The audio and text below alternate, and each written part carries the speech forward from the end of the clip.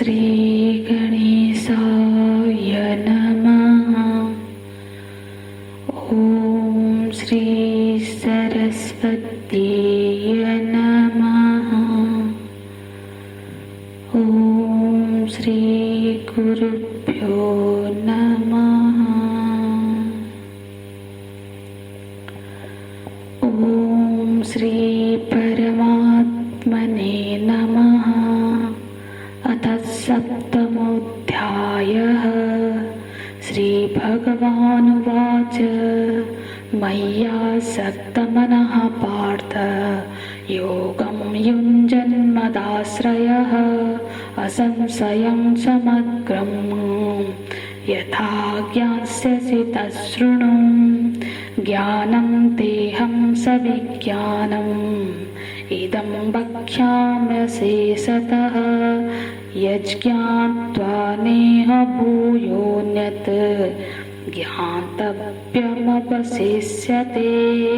मनुष्याणां सहस्रेषु कश्चित् यतति सिद्धये यततामपि सिद्धानां कश्चिन्मां वेत्ति तत्त्वतः। कश्चिन्मां वेत्ति तत्त्वतः। यज्ज्ञात्वा नेह भूयो अन्यत् ज्ञातव्यम् अवशिष्यते। यह जब ब्रह्म ज्ञान है, ये जिसको ये ज्ञान प्राप्त हो जाता है, फिर उसको और कोई दूसरी वस्तु जानने के लिए शेष नहीं रह जाती। तो ये ज्ञान अत्यंत दुर्लभ है, क्योंकि इसका फल इतना विशिष्ट है। तो हे अर्जुन, ये जो ज्ञान भगवान बताने जा रहे हैं, ये सभी के लिए सुलभ नहीं है। मनुष्याणां सहस्रेषु कश्चित् यतति सिद्धये। तो ज्ञान इतना आसानी से प्राप्त नहीं होती है, क्योंकि जो साधारण मनुष्य बुद्धि होती है, जो साधारण बुद्धि वाले हैं, वो तो संसार के छोटे बड़े उपलब्धि से ही संतुष्ट रहते हैं। मकान बना लिया, अच्छी भोजन की व्यवस्था कर ली, गाड़ी बना लिया, बैंक में डिपॉजिट हो गया, बस इसी में संतुष्ट है।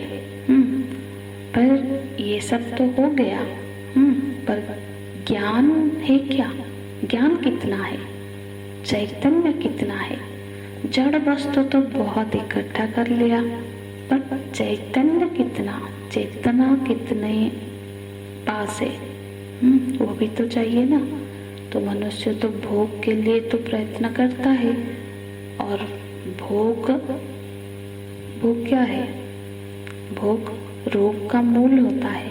असल में जो हम सोचते हैं कि हमने ये भोग किया, भोग हमने नहीं किया, भोग ने ही हमको भोग लिया। भोजन सामग्री खत्म नहीं हुई, दांत घिस के। तो ये जो स्थिति है, तो ये जो भोगों ने ही मानव मनुष्य को बांध लिया है। तो ये जो बंधन मनुष्य का, ये प्रत्यक्ष नहीं है, ये तो मन से बंधा हुआ है। मनुष्य का जो बंधन है वो कैसा है? वो मन से ही बंधा हुआ है और मन से ही खुलेगा। बंधन मन का ही है, मन से ही बंधा है। और मनुष्य कैसे छूटेगा? तो बोलते हैं मनुष्याणां सहस्रेषु। तो हजारों, सहस्रेषु मतलब ये एक बहुवचन में बताया गया है। तो सहस्रेषु का अर्थ सिर्फ कुछ 100 हजार ऐसा नहीं है। सहस्रेषु का अर्थ होता है, इस शब्द का अनंत वाचक होता है। ये शब्द सहस्रेषु जब ऐसे बोला जाता है तो वो अनंत वाचक होता है, माने अगणित, उसकी कोई गणना ही नहीं की जा सकती। उनमें से, उन इतने मनुष्य में से कोई ऐसा मनुष्य होता है जो सिद्धि के लिए प्रयत्न करता है।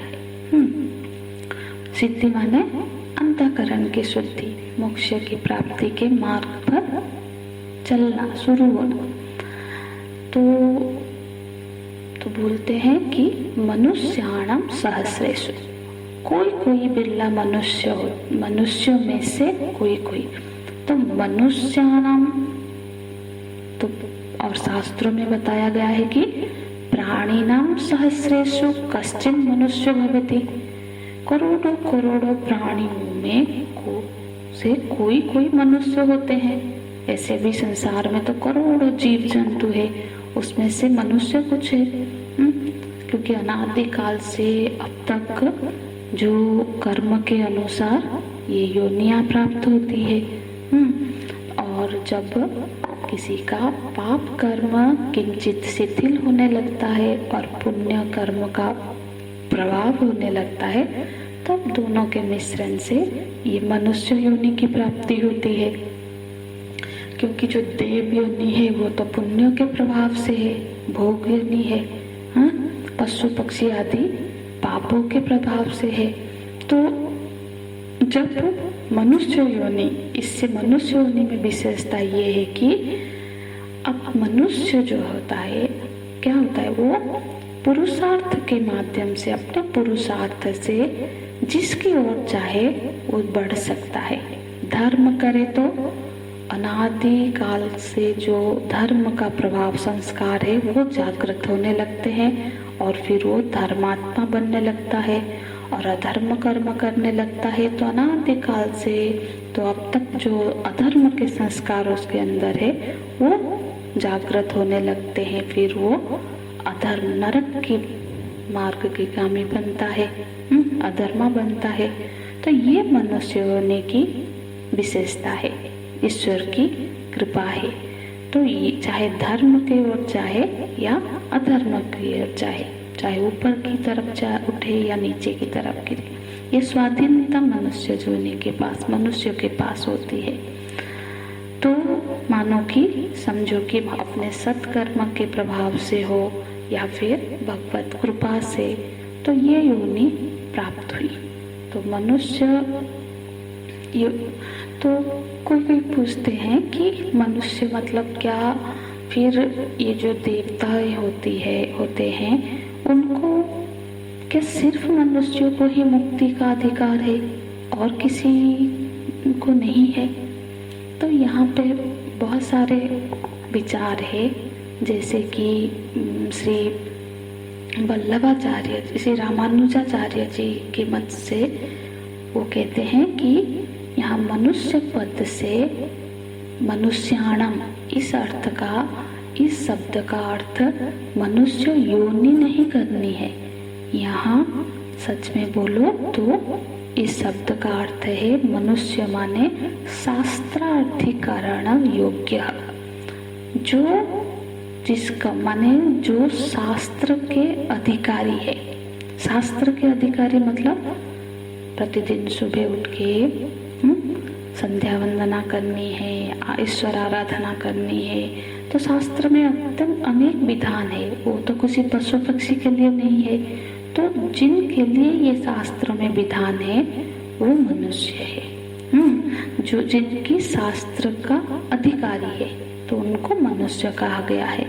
तो फिर देवता भी शास्त्र के अधिकारी है, यदि वो समदम आदि साधना से संपन्न होकर स्वर्ग लोक में भी तो वैराग्यवान हो गए। क्योंकि देवता के लिए प्रॉब्लम क्या होती है, क्योंकि वहाँ भोग की प्राचुर्य है। तो क्या होता है कि इतने भोग विलास में रहकर वो भगवत मार्ग पर नहीं जा पाते। और दैत्य असुरों में ये होता है कि उनमें सारे आसुरी प्रवृत्ति का इतना प्रभाव होता है कि क्रोध, लोभ, मोह आदि के कारण वो भी भगवत मार्ग पर नहीं निकल पाते। तो कोई देवता भी यदि समाधि सारे साधनों से युक्त होकर वैराग्यवान होकर ईश्वर की प्रीति के लिए प्रयत्न करे, तो ब्रह्मसूत्र में ये भी बताया गया है कि वो भी अधिकारी, जहाँ निर्णय किया जाता है वहाँ पे बताया गया है कि देवता लोग भी भगवान के भजन के मार्ग में अधिकारी बन सकते हैं।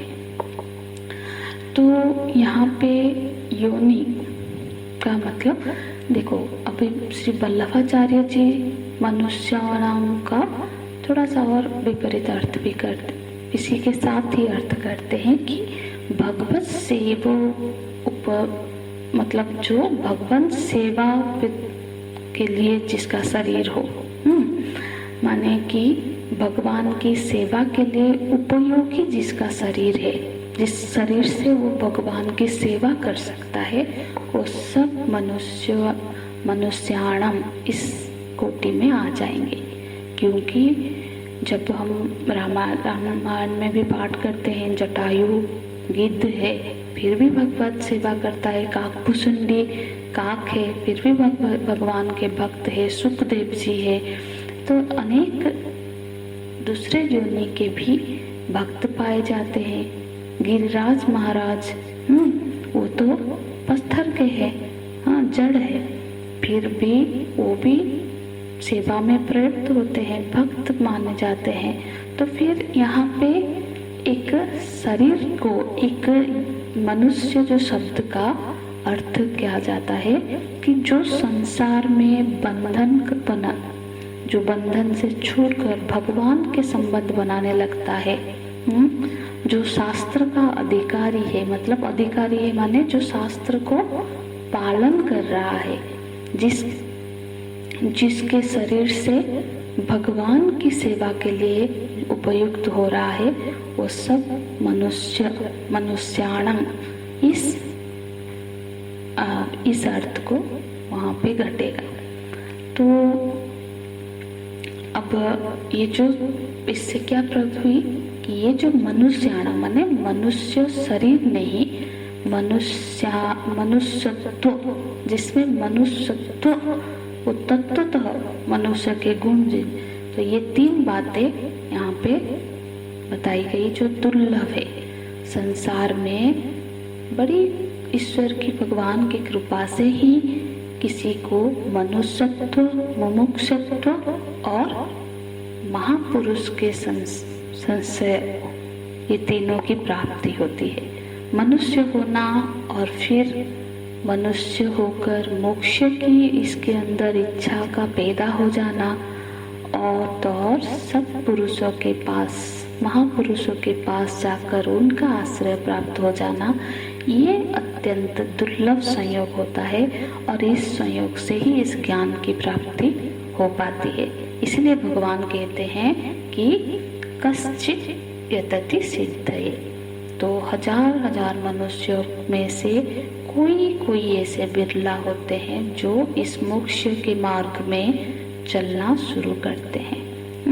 और ये चलने पर ही मिल जाता है ऐसा नहीं है, क्योंकि यहाँ जब चलने का शुरू करते हैं तो बहुत सारे रुकावटें भी आती है, क्योंकि चलना जब शुरू करता है तो फिर मन कोई आसक्ति, फिर किसी की मन में आसक्ति हो जाती है, फिर पद में आसक्ति होती है, किसी की पुरुष स्त्री में आसक्ति हो जाती है। तो ये सारे कहने का अभिप्राय है कि बहुत सारे रुकावटें आती है, बाधा विघ्न आते हैं, इसीलिए कश्चित यतति सिद्धये, कोई ऐसा पुरुष होता है जो सिद्धि के लिए प्रयत्न करता है, यत्न करता है।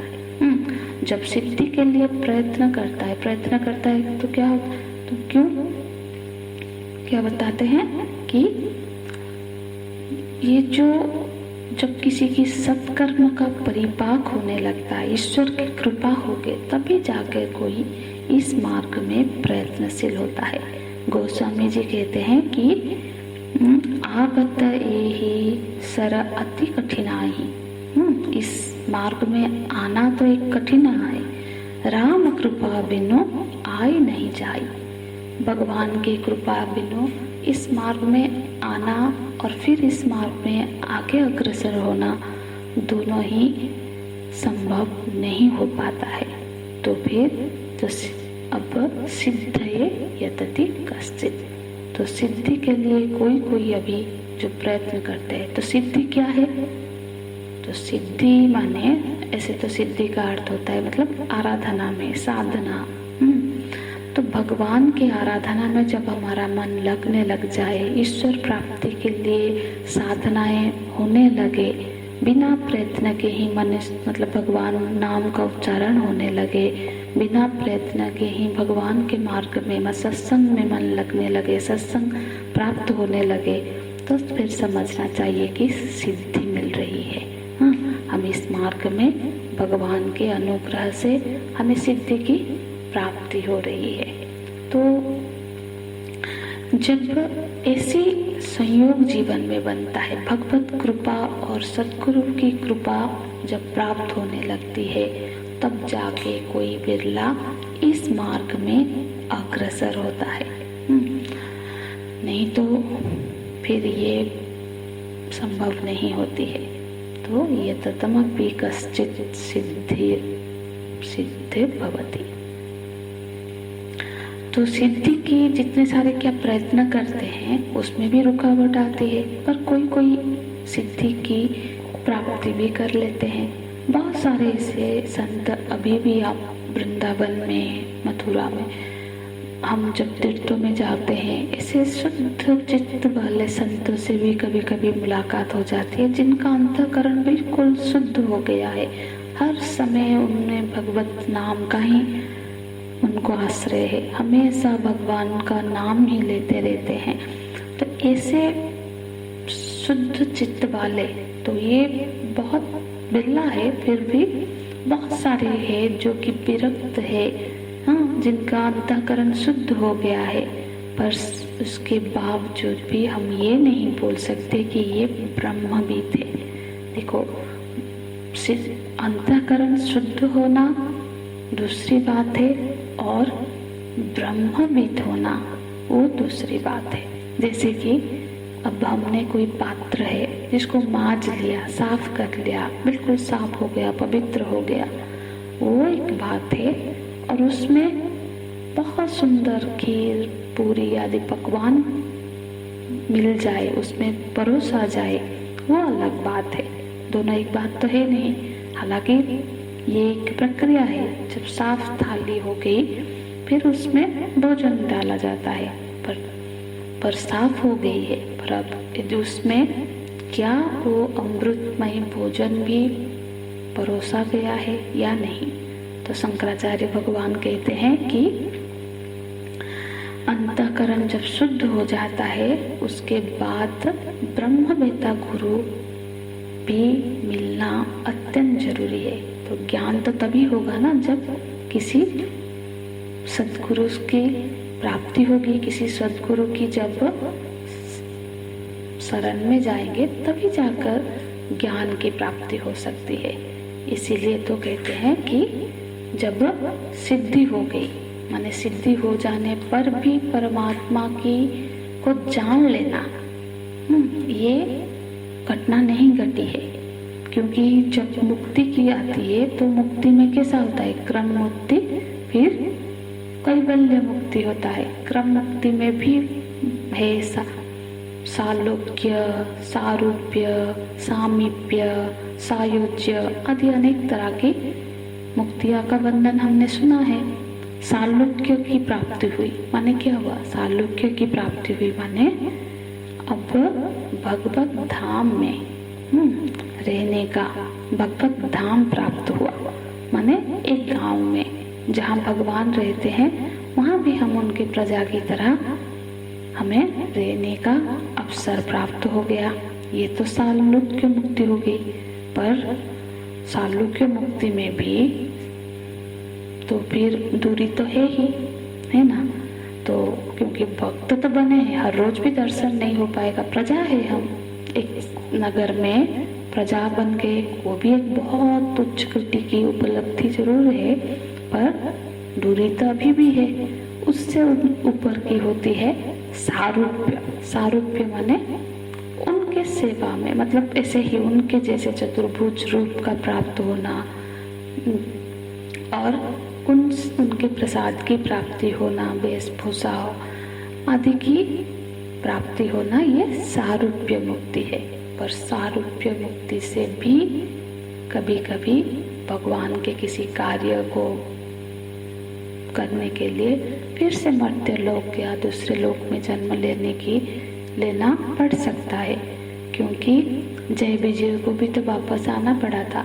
तो सारूप्य मुक्ति भी अंतिम लक्ष्य नहीं है। उससे सामीप्य मतलब भगवान के शरीर में ही, उनके आभूषण के रूप में, वस्त्र के रूप में, कोई मतलब उस रूप में भगवान की सेवा में रहना। क्योंकि भगवान के जो अलंकार भी होते हैं, आयुध भी होते हैं, सब चैतन्य स्वरूप होते हैं। वो भी जीव ही है, किसी अत्यंत भाग्यवान जीव उस पद को प्राप्त करता है। तो पर ये सब में भी क्या होता है, ये सब में भी भगवान से दूरी प्राप्त है।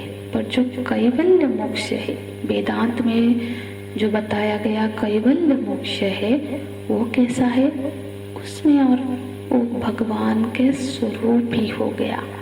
जो अज्ञान, जो जीवत्व और ईश्वर को भेद का जो मूल कारण है, जो अविद्या है, क्योंकि वो अविद्या ही मिट के जाएगा। क्योंकि भगवान को जब तत्वतः जब ज्ञान हो गया, फिर वो अविद्या ही नहीं रही, और जब अविद्या ही नहीं रही तो फिर तो कोई भेद ही नहीं रहा। भेद नहीं रहा तो फिर तो वो भगवत स्वरूप ही हो गया। भगवान में ही मानो एक रूप हो गया। तो ये है कैवल्य मुक्ति, जो कि भगवान बता रहे हैं यहाँ, कि जिसको जानने के बाद और कुछ शेष नहीं रहता है, कुछ जानना शेष नहीं रहता है, कुछ पाना शेष नहीं रहता है।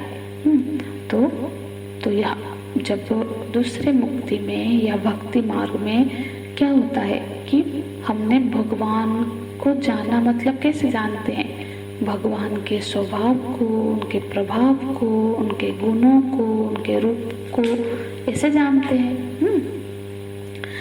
माने देखो, भगवान का प्रभाव, महिमा, उसका गान करते हैं कि जो भगवान है श्याम सुंदर, मुरली मनोहर, पीताम्बरधारी, इस तरह से हम उनको जानकर उनके रूप का चिंतन करते हैं, उनके लीलाओं का चिंतन करते हैं।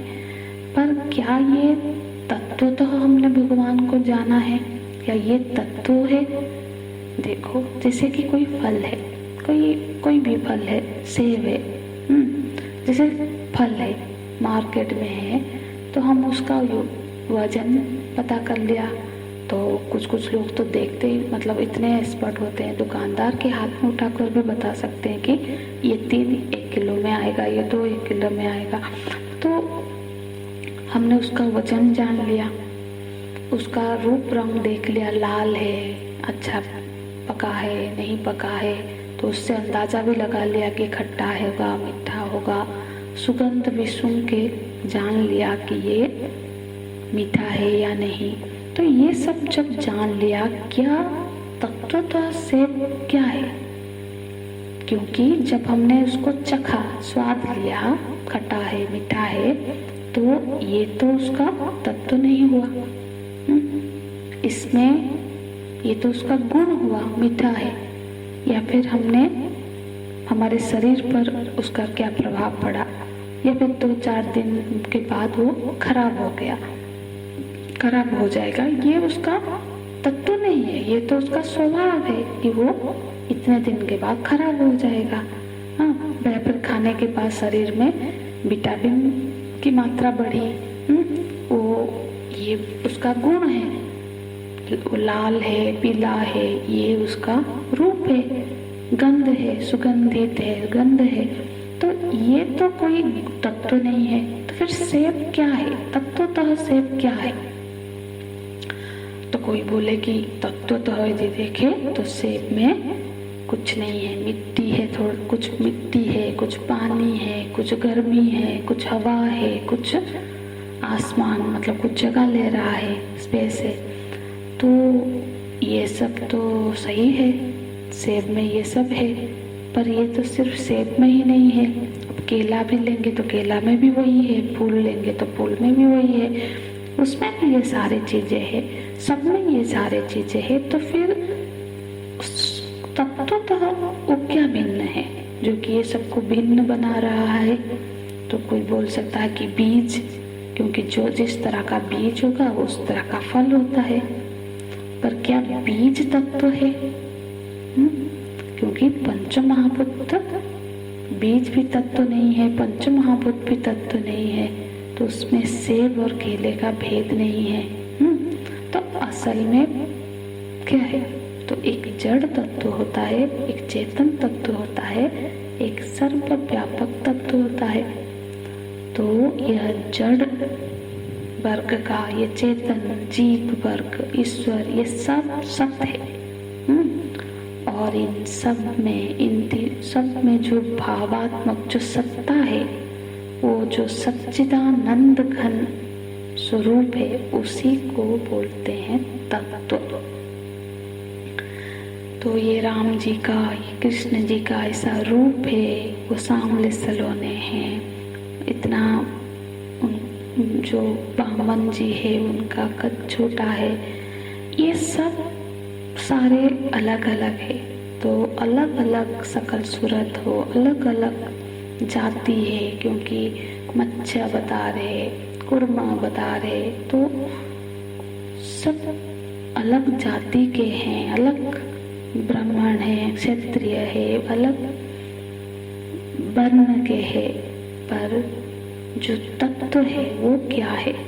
तो जाति अलग होने पर भी, वर्ण अलग होने पर भी, सकल सूरत अलग होने पर भी, सारे अलग अलग नाम रूपों के बावजूद जो एक चीज है, जो एक चीज सब में है, वो उसको बोलते हैं तत्व।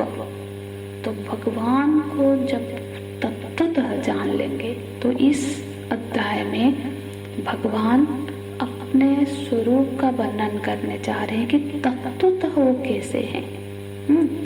अब वासुदेव पुत्र है, सांवले सलोने हैं, घुंघराले बाल है, ये सब है, ये सब तो उनका नाम रूप है, उनकी वो कृपालु है, महिमा में है, ये उनके गुण हैं। पर तत्व तो क्या है?